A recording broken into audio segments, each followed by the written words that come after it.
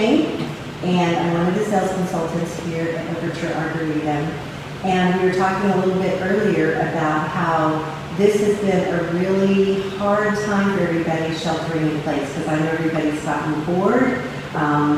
Even though we finally have some sunshine, of course it's going to be like 90 degrees today, but it is beautiful, so I'm hoping everybody's enjoying some of the sunshine.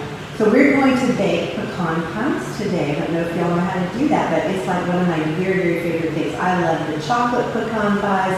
I love all different flavors. I've put orange flavoring in there. I've done every kind of flavoring possible just to try them out. So you should do that too, because you would have a lot of fun. Anyway, we're going to bake this pie recipe from our Tasty Traditions cookbook. And as you probably know, this was done by all of our residents throughout the United States to take care of Meals on Wheels. So the profits from these particular cookbooks do go to Meals on Wheels. And if you want one, just call our office. It's 512-580-5500. So we're happy to get one to you. We'll send it out. It's $19.95, and like I said, the profits do go to Meals on Wheels. Meals on Wheels takes care of so many people, so many meals, and especially takes care of those seniors who have no meals. So if you can do that, it's a great way to volunteer while we can't go anywhere. So I wanted to show you what we're going to do. We're going to be on page 77. And this is a cute recipe because it says Mom's, Grandma's, or Aunt Clara's pecan pie. I guess that just depends on who's making it at that time. I'd say claim it as your own because this is a great recipe. So we're going to get started. Well, before we get started, let's talk about something.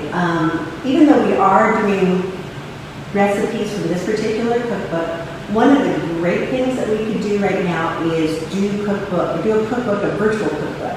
And what I mean by that is if you will send in your best recipes, let's try to do this together. And also, we could probably continue this segment and have guests that come in after we no longer have to shelter in place. And you can do your best recipes. We would love to showcase that here with our residents because we have fantastic cooks here and bakers. So we would love to get those recipes. And I don't know what your favorite ones are. My favorite recipe is a carrot cake, which I'll have to share with y'all. It was given to me by a friend who made me a carrot cake every year for my birthday, which is coming up in July, just in case, just saying. Love carrot cake. But anyway, we would love to have you come and see us and share carrot cake on my birthday in July. So we're going to start this. And this is, like I said, Mom's, Grandma's, or Aunt Clara's pecan pie. So what we're going to start with is, I'm going to cheat, pie crusts that are already done. They're in the frozen food section. These, I like getting deep dish for pecan pies because usually the filling that you have in most recipes kind of overflow your pie crust. So I personally always get the deep dish pie crust. And they're easy. And there's always two, so you have one for you and one to share. So I already baked one, which we're going to show you shortly. So we're just going to take the liner off and use this pie crust. We also are preheating the oven to 400 degrees because what you're going to do with your pie is you're going to start up, and what it does when you start it at 400, it browns the top. And then after 6 minutes, you're going to reduce the heat to 350 degrees, which is what actually bakes the pie itself. Okay, so let's get started. Okay, so your recipe here says you need a cup of sugar. Well, this particular recipe, just so you'll know, makes 2 pies. So I'm going to half the recipe because I've already made 1 pie, and that's what we're going to do. And I'm going to teach you another trick of mine too, because what it says, well, let's put the sugar in here and the flour, and then we'll go from there. So I gotta have a cup of sugar, or in this case, half a cup, because we're gonna half it. So what are y'all doing today? Are you doing anything fun? I know that we're all talking about possibly changing our sheltering in place, and that certain things are going to start opening a little bit at a time. So what's like the first thing that you want to do? What is the one thing you've missed more than anything? My husband and I talked about that last night, and we said the one thing we missed was sometimes you get big cribbles, and we're going to take that out. We miss going to a restaurant and actually just luxuriating in the surroundings and enjoying their food. Because I've enjoyed cooking and I love cooking, but there's times when I'm thinking, I'm tired and I don't feel like cooking. Okay, so the next thing you're going to need is you're going to need 4 tablespoons of flour. In this case, we're going to put 2 in because we're going to take half of the measurements. So we're going to do this and keep it simple. It's all level. There we go. We've got 2 going on right there. Move the flour out of the way and the sugar out of the way. And because I don't have a creamer, it says to cream your butter. We're going to put the butter in here with your flour and your sugar. You see you've got flour and sugar right now. I'm just going to whisk it. Because you know what happens when you're cooking? You have to make do, and I don't have one of those here. And so we'll just do it a little differently. So we're going to mix the ingredients together.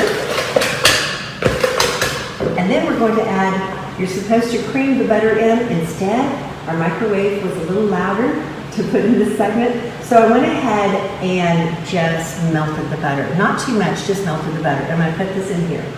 And this you're supposed to have 2 tablespoons of margarine or butter. I prefer butter personally. But anyway, so I put just 1 tablespoon and I'm going to mix this together. And when you get done with it, there you go. And JT is my wonderful, wonderful videographer today. Hello. You'll love her. Come visit us. She's the first smile you see in our community. So anyway, this will resemble creaming your sugar with your butter. Whisk does wonders. Always have a whisk. I use it for everything. Okay, so this is the consistency you're going to see. There you go. And the next thing you're going to do to this one is you're going to add not 4 eggs like it says, we're going to add 2 eggs, and it says to do 1 at a time. So we're going to do that, and hopefully I don't mess that up. So there's my first egg. It's a little hard with gloves. Not going to lie about that one. So put that, okay. And then I'm going to take my whisk and just put the egg in there with 1 egg. And then I'm going to put, and you don't want to do it too much because you're just going to make it too hard. But so we're going to do another egg. Okay, we've got 2 eggs going. And I put it down so therefore it will blend easier. Okay, so we've got our 2 eggs in here. And it's a beautiful lemon yellow color. Here we go. Okay, so you got your base going here. The next thing we're going to do is add a cup of corn syrup. Now it says a whole bottle. When you look at this measurement on the side, which is really, really great, I already used half of it, which was 1 cup, and then this other half will be 2 cups. So we're going to use the second cup and add this in here. I want to make sure I don't forget anything today. So thank you all for thinking about my dad. He gets out Saturday. We're so excited. Okay. We could let this sit here for a minute and get most of it out, but I think I could get most of it out. Okay, we've got the Caro syrup in there, which is the same thing as corn syrup, just the name of it. We're going to mix it.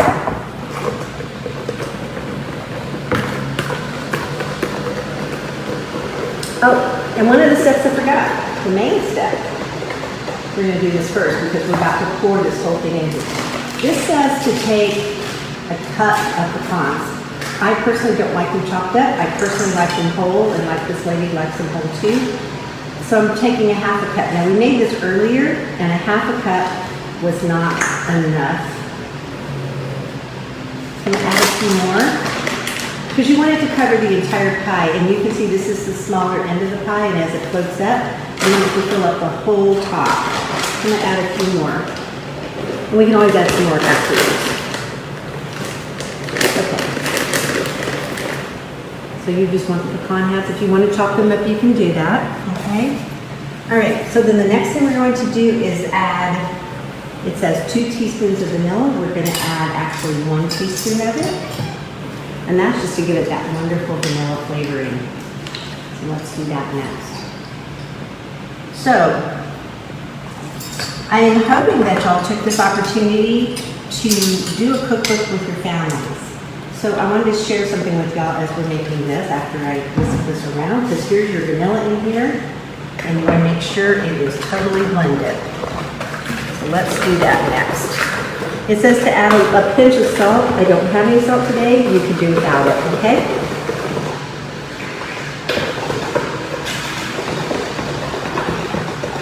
Okay, so this will give it this beautiful, beautiful look to it right here. You see it? Okay, and then the last thing we're going to do is we're going to put this on top here. I'll do that and we'll talk about my cookbook. So you know how I like to share about my life with you. So we're going to pour this on top. And while I'm talking, the great thing and the fun thing, the magical thing I should say, is that the pecans are going to float to the top. And then if there aren't enough, we have a knife to kind of put some more in there and coat them and let them float. Okay, so I'm going to let these pecans float up to the top. There we go. And we'll see how that turns out, and then we'll add some. Anyways, when I was little, my mom had passed about 5 years ago. And like I had told y'all, she's a great cook. She is Japanese. So she drew a really pretty cover for the cookbook that my sister put together after sitting with my mom for many hours. And so we have great recipes that my mom put together, like egg foo young, which is one of my favorite. You can tell we like the Oriental food.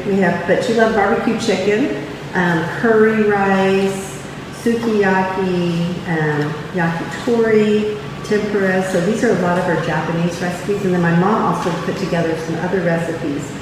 But she had done this many, many years ago. Everyone loved her cooking. And the thing is, it is such a great legacy for you to leave for your children, for your friends. I mean, when I make a recipe out of this cookbook of my mom's, I think about her, I smile, I laugh, and I have such a great time. I really, really, really love that connection that you have to your past and to your future, because you're going to pass this on to your kids and your grandkids. Take that opportunity to have fun with your grandkids.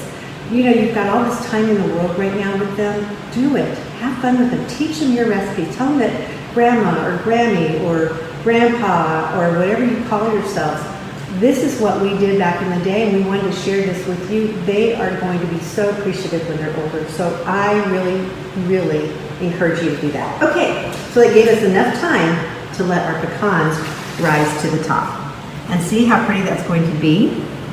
So we're going to bake this, like I said, for 6 minutes at 400 degrees. So you preheat your oven first for that. Then you're going to turn down your temperature down to 350 degrees, and you're going to bake that for the rest of the time, which is for another 40 minutes. And then when you're finished, this is how it turns out. And the way you can tell, so in this recipe, it says take a knife and check it until the knife comes out clean. So I want to show you something. You see how this jiggles right here? That's because it's full of liquid. When you're baking a pie, a pecan pie, you don't want to see any liquid jiggling. When you're baking it and you see this, there's nothing jiggling, that means